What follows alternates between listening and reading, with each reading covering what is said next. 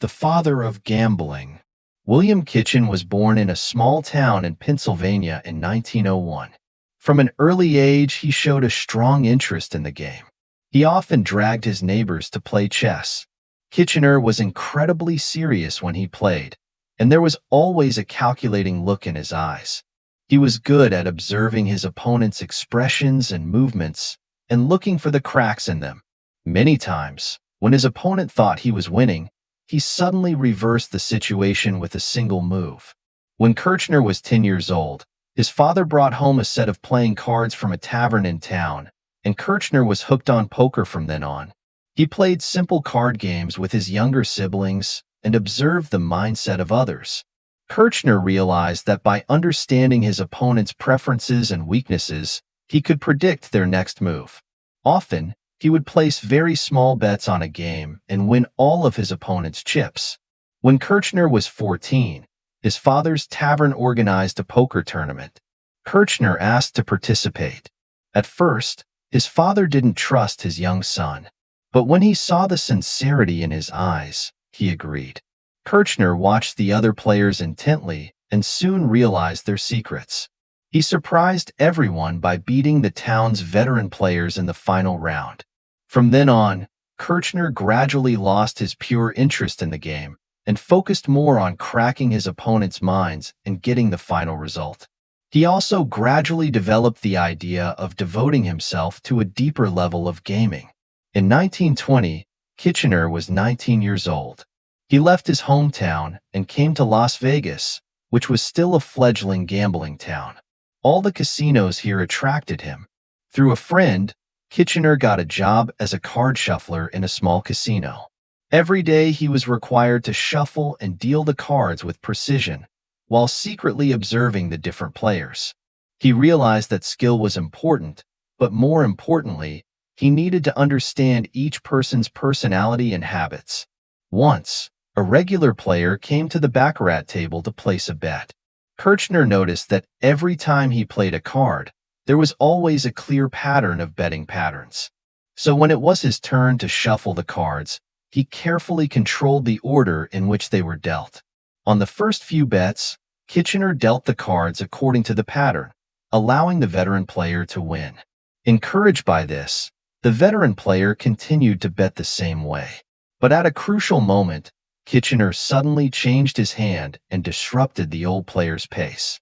In the end, he lost all his chips.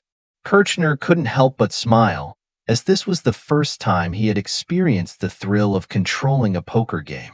Outside of work, Kirchner also spent time listening to the entertainment preferences of the major bosses in order to try to find their weaknesses.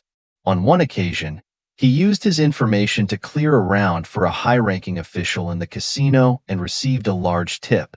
From then on, Kitchener realized that observation and operation were the fundamentals of success. He grew into a cunning player. Once again, Kitchener noticed that a veteran player came here every day to play roulette without changing his strategy at all. Kirchner secretly researched and came up with a way to use probability to lose a few games on purpose. When the veteran player let his guard down, Kitchener wiped out his winnings for almost a month. By experimenting with these strategies, Kirchner continued to improve his ability to observe and adapt to the game. He knew that only by truly mastering the laws of the game and human nature could he become a future winner in the gambling world. In 1930, Kitchener quit his job at the casino and became an independent gambler. He began to travel to various small gambling halls, looking for opportunities to settle his opponents. One day, Kitchener came to a gambling house in a small town in Texas. He saw a cocky cowboy carrying out a thick wad of money. The other players were put off by him, but Kitchener was intrigued and immediately stepped forward to play. When the game started, Kitchener deliberately played carelessly to make the cowboy look down on him. Sure enough, the cowboy's bets became more and more frantic, while Kitchener kept stalling his opponent through words. At the critical moment, Kitchener closed the net with a good card and swept away all the gold coins and capital won by the cowboy. From then on, Kitchener mastered the secret of pretending to be weak and taking advantage of the opportunity to assassinate his opponents. He began to challenge his rivals, often with one against many, but one countless. Gradually, his reputation grew in casinos all over the world, and no one dared to take his ordinary appearance lightly. By the mid-1930s, Kitchener had become the man of the hour in the casinos. By the mid-1930s, Kitchener's reputation had spread throughout the Midwestern states. Once, he came to a newly opened casino in Chicago to challenge the dealer Samuel. In the presence of other players, the two men began a game of wits. The stakes were always high as each player tried to outwit the other with his card skills and strategy. Kirchner, who was a good judge of character, noticed that Samuel would unconsciously hold his breath when he drew a three-card flush. He began to play this hand on purpose and found that his opponent was overjoyed. Thus, in this decisive final hand, Kitchener skillfully placed a relatively low bet, much lower than his hand usually was. His intention was to lull Samuel into a false sense of security. His tactics worked very well. Samuel began to relax, thinking that Kirchner's hand was not strong this time. He was confident that even against such low stakes, he could win with his current hand. However, Samuel did not realize that he was being played. In fact, Kitchener's hand was unbeatable. Once Samuel took the bait and let his guard down, Kitchener made his move. In a devastating move, he called and showed his winning hand. Kitchener easily collected all the chips in the pot, ending the tournament in an instant. This time his psychological tactics were a huge success. On another occasion, Kitchener encountered a smug Westerner in Texas. This man was a big gambler and did not play by the book. After a few attempts, Kitchener saw that he had a penchant for making his opponents feel anxious. So Kitchener started shaking and shaking his head, which made the tycoon get carried away and bet more and more. But in the end, he lost. This spiritual warfare also let Kirchner's reputation spread farther. In 1942, Kitchener decided to move to Las Vegas, the new Vegas. At that time, Las Vegas casinos of all sizes were springing up. Kitchener went to a casino called the Royal Club and made friends with people from all walks of life under the name of friendship. Soon, he used his contacts to infiltrate the inner circle of the biggest bosses. Once the boss lost tens of thousands of dollars on the roulette wheel, Kirchner took over the roulette wheel in the name of venture capital and took the opportunity to invite the boss to watch a new play, secretly changing the rules to win the money back. From then on, the boss regarded Kirchner as his confidant.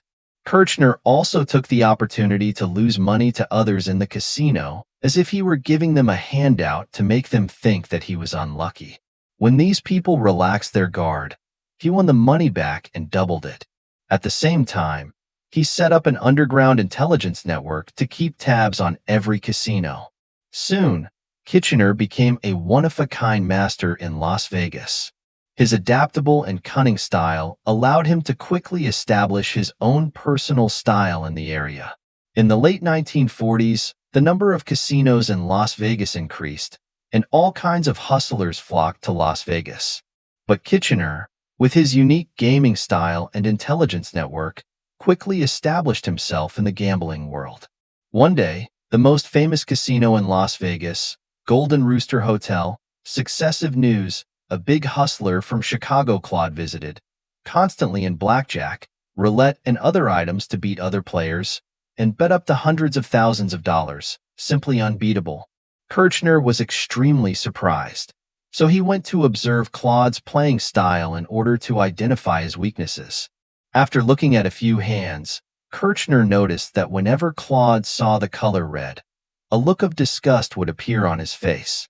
Kirchner immediately realized that Claude had a psychological weakness of aversion to the color red. So the next day, he deliberately found a bright red-colored suit and came to the casino to challenge Claude. Claude, who was on a winning streak, was in a trance at the sight of Kitchener's red suit. Kitchener used this opportunity to press the red tablecloth and cards, successfully distracting him. It didn't take long for Claude to lose, and all the chips he'd been saving up were in Kirchner's pocket. On another occasion, Kitchener came to the roulette room of the Golden Rooster Hotel to try his luck. Unlike other gamblers, he stared intently at the spinning roulette wheel, keeping an eye on the ball's trajectory. Through repeated observations, Kirchner realized that the speed of the wheel slowed down over time, and that each area had a different grip on the ball due to its different degree of wear and tear. He silently memorized the characteristics of each area and calculated where the ball would end up based on the deceleration rate of the roulette wheel. At this point, the other players were just betting at their leisure. At this point, Kitchener followed his projection and successfully predicted that the ball would stop on the first square. In the following games, he used this method to continue to grasp the exact area where the ball would stop and won every time. And so the chips kept coming in. The onlookers were dumbfounded and guessed that he was super lucky. Only Kitchener himself understood that it was the precise control of the laws of the reels. In this way, he created another unique martial arts. Over time, Kirchner and the various gambling skills have unique, unrivaled. He was good at poker, baccarat, roulette, and other games, and mastered all kinds of calculations and tricks to win. So Kitchener's reputation spread far and wide, and he was known as the real king of Las Vegas hustlers. But he always kept a low profile, not to be exploited by anyone. This was one of the secrets of Kitchener's success. In 1950, with the improvement of the U.S. highway system, more tourists came to Las Vegas. Major casinos built rainbow-style buildings, driving the city's gambling industry towards a golden age. At this time, Kitchener also began to bet a larger amount of money to reign at the tables. Once in the Casino Royale and a political background of the big customers under the blackjack, the other side of the wild amount of money bets, and constantly win the attention of the audience. Kirchner was able to calculate the situation, and then he flipped the pot and pocketed all of his chips with precision. In addition, Kitchener often visits casinos with his former boss, who has been promoted to mayor, and places high stakes. This attracted the attention of all kinds of hustlers. But no one dared to touch him because they were afraid of Kitchener's gambling skills. Gradually, Kitchener's name began to hang out in Las Vegas gambling houses as a symbol of the consummate gamer and keen strategist. Everyone secretly wanted to play him, but they were also afraid of being wiped out by him. It was one of the highlights of the 1950s in Vegas. By the late 50s, Kitchener's reputation was unrivaled in the gambling world. One day, Kitchener met his old rival John at the roulette table of the Golden Rooster Hotel. The two men engaged in a high-standard match. While the roulette wheel was spinning, Kitchener noticed that John, when placing bets, always looked to his right frequently and seemed to pay attention to the changes in the environment there. Kirchner was instantly plotting. When the roulette wheel came to a critical moment, he intentionally waved his hand on his side of the sleeve, causing light and shadow dappled visual interference. Sure enough, John could no longer concentrate and subconsciously turned his head to follow the light and shadow, not paying attention to the area where the ball stopped. Several rounds of bets followed, all of which fell short. But Kitchener, through his control of John's habits, had caught the exact spot where the reels stopped each time. Within minutes, Kirchner had all of John's bets in his pocket. After that, some rich people from politics and business came to visit, hoping to test Kitchener's skills. But they didn't realize that when they faced Kitchener, their weaknesses were gradually seen by him. In the end, they were defeated.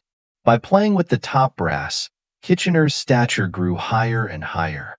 He began to open small casinos in Las Vegas under his own name, accepting high-stakes challenges from all kinds of customers. His choice of poker strategies became more and more sophisticated, and he became one of the most respected gambling stars of his time. This was the golden age of Kitchener's career. The mid-1960s saw the emergence of a new star on the Las Vegas gambling scene, Terry Grant. His talent at the poker table was so impressive that even Kitchener had trouble holding his own. When the two men faced off at the Casino Royale, Kitchener realized that Grant had quickly figured out his strategy. As the game unfolded, Kirchner was overwhelmed and eventually lost. Knowing that times had changed, Kitchener decided to end his career at the tables. So he utilized the contacts and resources accumulated in the casino for many years and built a casino named Kitchener Casino in his own name in Las Vegas. On the opening day, old friends gathered to celebrate, but also the new generation came to challenge Kitchener. Kitchener laughed and said that he had already placed his biggest bet in his life, and from now on, he would focus on business. But he believes that one day, someone will be able to take his position again. From then on, he managed the casinos as their owner and lived a peaceful life, but still enjoyed playing a few games with others.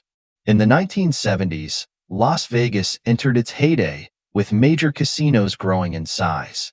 The 70-year-old Kitchener still went to his Kitchener Casino every day to take care of himself.